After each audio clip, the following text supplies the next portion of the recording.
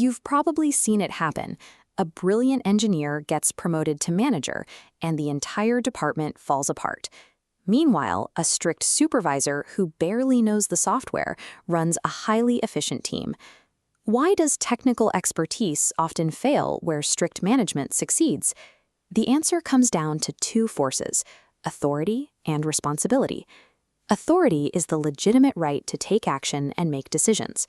Responsibility is the obligation to answer for the results of those actions. Take a look at this diagram from the text. It shows a scale with Gwian Hunt, authority, on one side, and Chechnium, responsibility, on the other. For a manager to be legitimate and effective, these two weights must be perfectly equal.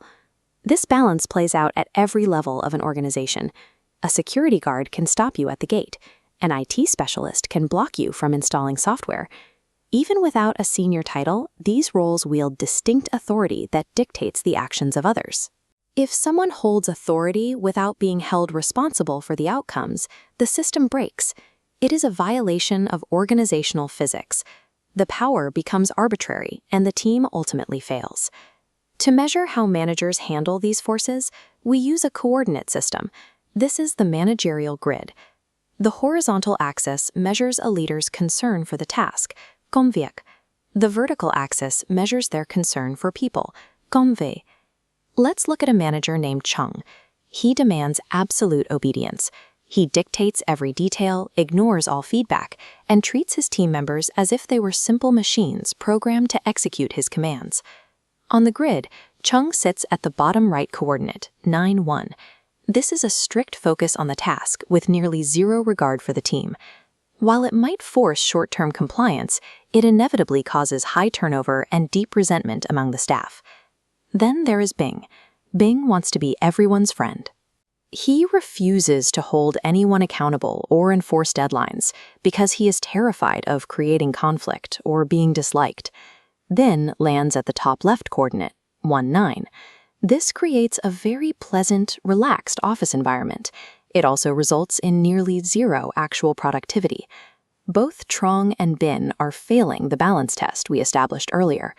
Trong wields aggressive authority, but takes no responsibility for team morale. Bin takes responsibility for everyone's feelings, but completely abdicates his authority to drive results.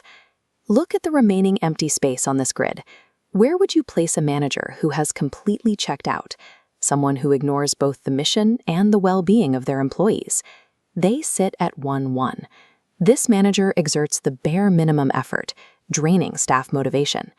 The ideal target is the top right, 9-9. A leader here maintains extremely high standards through a deep, active commitment to the people doing the work. The 9-9 manager is the only one who correctly aligns the physics of their role. They fully utilize their authority to set the target, and they take full responsibility for equipping their team to hit it. Let's put this into practice. Imagine you are brought in to take over Bin's team. You have inherited a group accustomed to a 1-9 environment. Your job is to introduce the missing weight of responsibility. Your first move isn't to stop caring about the team. You don't drop your vertical axis score to become like Trong. Instead, you move directly across the horizontal axis by setting clear expectations, defining deadlines, and outlining the specific consequences of missing them. As you bring task execution up to match your support for the people, the two frameworks align. The 9-9 position on the grid perfectly matches a balanced scale of authority and responsibility. Giving someone authority without holding them responsible traps the team under a dictator. Holding someone responsible without giving them authority traps the manager in an impossible job. Finding the precise balance between the two is the only way to build an efficient, functioning team.